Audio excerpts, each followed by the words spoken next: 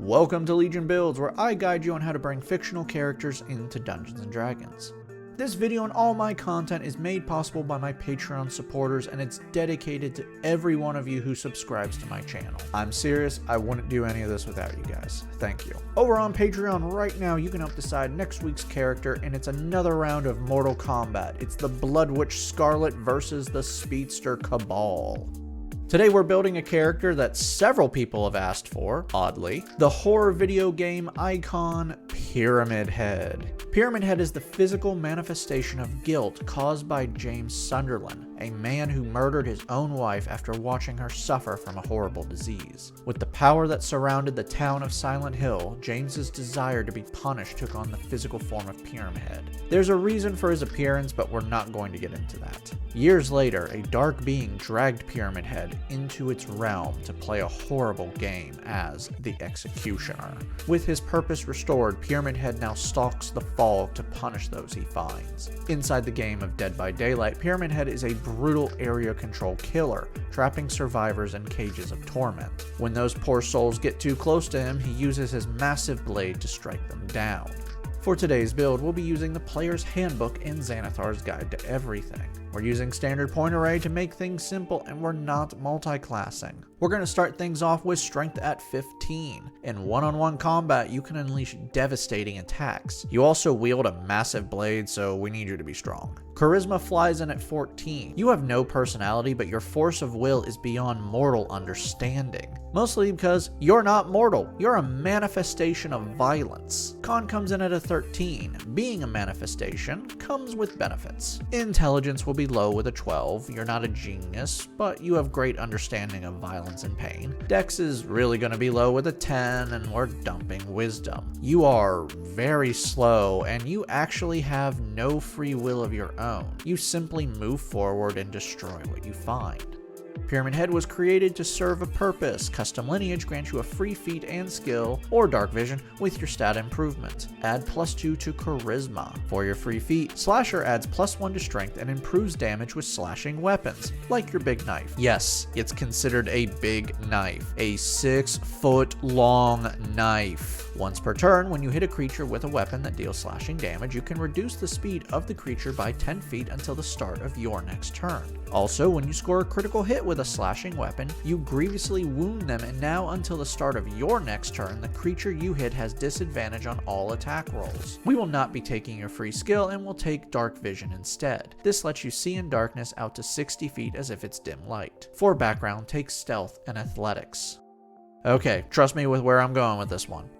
Level 1 Warlock starts off with 2 skills. Take Investigation and Intimidation. Otherworldly Patron is the source of your power. You're a being of pure violence and death, and you live within a world of fog and mist. Hexblade, found in Xanathar's, fits just fine. Hex Warrior gives you proficiency in all martial weapons, medium armor, and shields. You can also bond with a weapon that lacks the two-handed property. Once bonded with the weapon, you can now use your Charisma for attack and damage. We're not going to use this, as your great knife will be a great sword, which is two-handed. If you want to use a longsword instead, you can ignore all the strength improvements I'm going to give you and just bond with a weapon and use your charisma. Hexblade's Curse lets you curse a target within 30 feet of you for 1 minute. While cursed, when you attack the creature, you gain the following benefits. You crit them on 19 or 20, you deal bonus damage to them equal to your proficiency bonus, and when the target dies, you regain HP equal to your Warlock level plus Charisma modifier. You can use this feature once per short or long rest.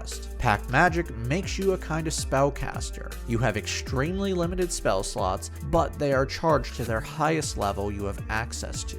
At this level, you have 2 cantrips and 2 first level spells. For your spells, let's give you some Punishment of the Damned attacks. Eldritch Blast lashes out with barbed wire at a creature within 120 feet and causing 1d10 force damage on a hit. Chill Touch lashes out at a creature within 120 feet with a wave of necrotic energy, dealing 1d8 necrotic damage on a hit and stops the creature from regaining HP till the start of your next turn. Wrathful Smite is a bonus action where you deal 1d6 psychic damage on your next melee attack. If the target is a creature, they must make a wisdom save or become frightened for 1 minute while you maintain this spell. As an action on their turn, the creature can retake the wisdom save to end the spell. Cause Fear awakens dread within a creature within 60 feet of you, forcing a wisdom save. Should they fail, they become frightened of you for 1 minute while you maintain this spell. The creature can repeat the save at the end of each of its turns to end the effects.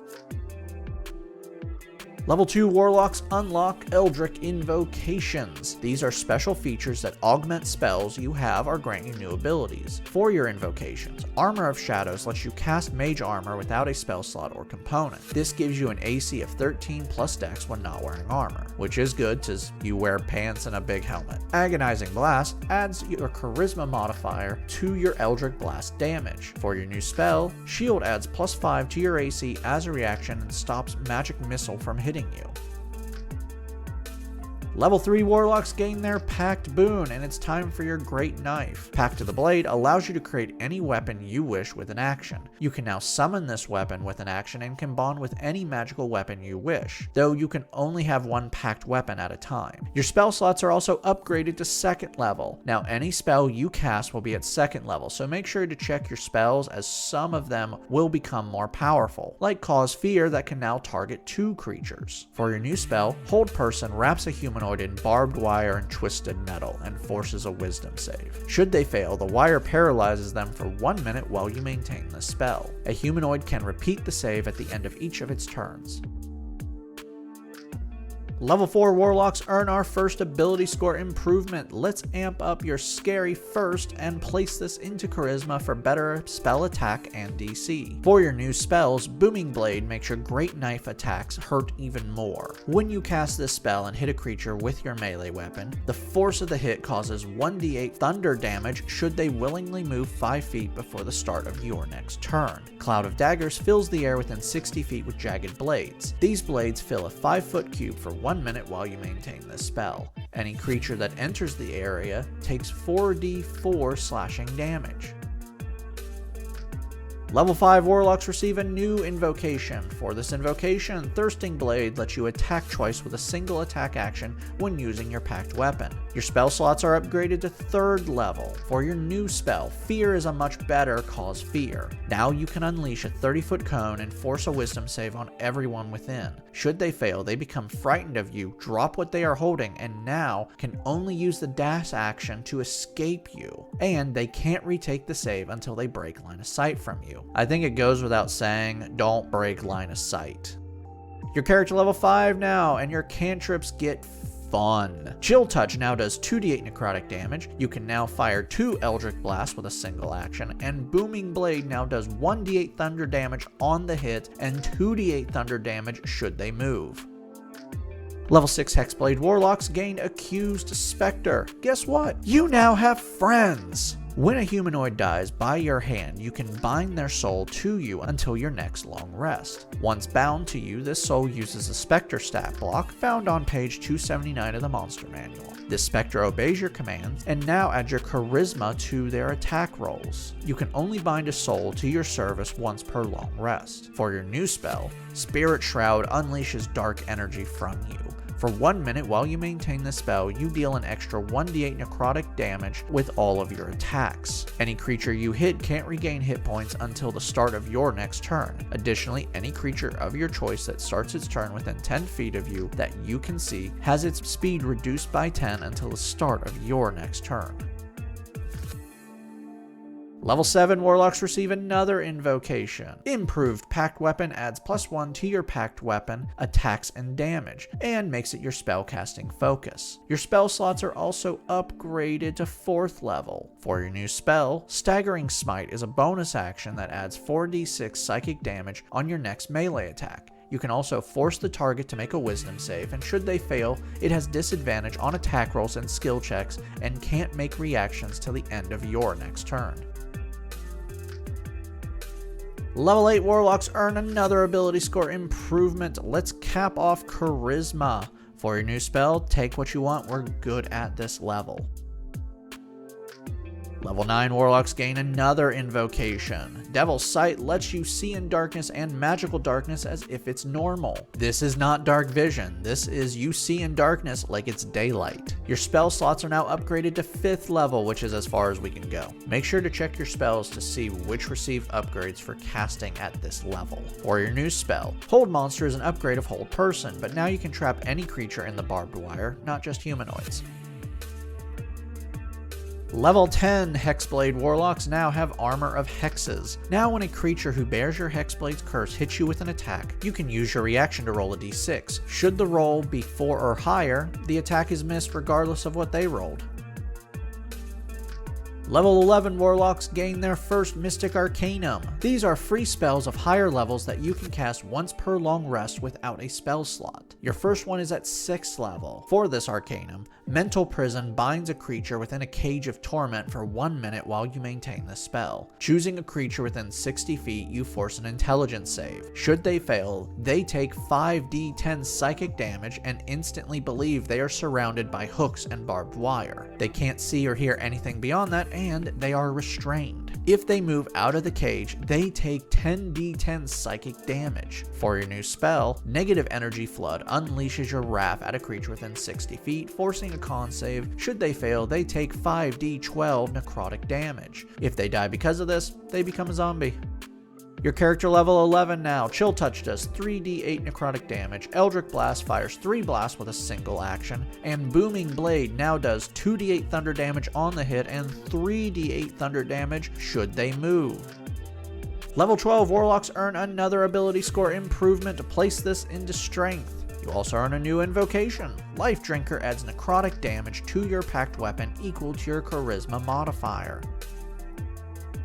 Level 13 Warlocks receive another Mystic Arcanum, now at 7th level. For this Arcanum, Power Ward Pain targets one creature within 60 feet. If the target has 100 hit points or less, Pain racks its body. Its speed can now not be higher than 10 feet. It has disadvantage on attack rolls, skill checks, and saving throws other than con saves. If it attempts to cast a spell, it must succeed a con save or the spell is wasted. At the end of each of its turns, it may attempt to make a con save to end the effects. For a new spell, take what you want.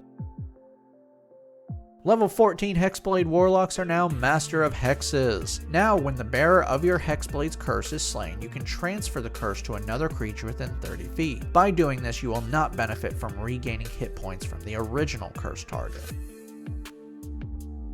Level 15 Warlocks gain another invocation. Eldritch Mind gives you advantage on con saves made to maintain spells. You also gain another Mystic Arcanum, this time at 8th level. For this Arcanum, Maddening Darkness creates a 60-foot radius sphere of magical darkness out 150 feet. Whenever a creature starts its turn in the sphere, it must make a wisdom save or take 8d8 psychic damage. For your new spell, take what you want. Level 16 Warlocks earn another ability score improvement, Cap Off Strength. Level 17 Warlocks receive another Mystic Arcanum, now at 9th level, which is high as you can go. For this Arcanum, Psychic Scream unleashes waves of torment at up to 10 creatures within 90 feet of you that you can see, forcing an intelligence save. Each creature that fails takes 14d6 psychic damage and is stunned. If this damage kills the target, their head explodes. Pretty cool, huh? Stunned creatures may retake the intelligence save at the end of each of their turns, ending the effects on a success. For your new spell, take what you want. Your character level 17 now. Chill Touch does 4d8 necrotic damage. Eldritch Blast can be fired 4 times with a single action, and Booming Blade now does 3d8 thunder damage on the hit and 4d8 thunder damage should they move. Level 18 Warlocks gain their final invocation. For your invocation, choose what you want. Level 19 Warlocks earn our final ability score improvement. Place this into con to bump up your health. Trust me, we need this right now. For your final spell, take what you want. Our final level is level 20 Warlock, and you are now an Eldritch Master. Now, when you have no more spell slots, you can spend 1 minute to regain all your spell slots back. You can only use this feature once per long rest. Not the greatest ending, but you only have 4 spell slots, so this works. Now that we've hit level 20, let's recap. Your stats are Strength 20, Dex 10, Con 15, Intelligence 12, Wisdom 8, Charisma 20. Let's dive in. Let's start listing your damage range. With a great sword, you're dealing 2d6 plus 3d8 plus 11 damage, and that's just with Booming Blade. You will then cause 4d8 thunder damage should they move. You can also add 6 with your Hexblade's Curse, 1d8 with Spirit Shroud, and up to 4d6 psychic damage, just not adding Booming Blade. Bringing together all of this, your total damage is 2d6 plus 4d8 plus 16 for Booming Blade. Not using Booming Blade, your best loadout is 2d6 plus 1d8 plus 11, and you can attack twice. You also have ranged attacks out to 120 feet, dealing 4d8 necrotic damage with a single shot, or dealing 1d8 plus 5 force damage on up to 4 attacks. You can also unleash up to 14d6 psychic damage. You can trap your enemy in a cage of pure torment and pain, paralyzing them, or hitting them with up to 15d10 psychic damage. Downside. Well, firstly, you're slow. Your AC is 13 with mage armor, which is our best option. You can wear medium armor, but can still only bring that up to 15.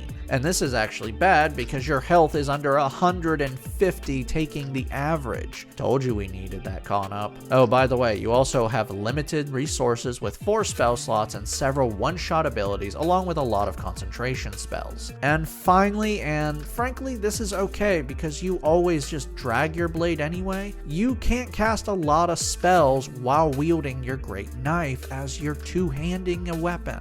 You can of course change this out for a longsword, or if you free some stat improvements, take the feat Warcaster. You are a force of punishment, whether they deserve it or not, so unleash hell and pain. Thank you for joining me today. Make sure to like and subscribe to not miss a single new build each week on YouTube and Spotify. Character requests are always open. Check in the description for the email. And make sure to check out my Patreon where you can help decide next week's new character.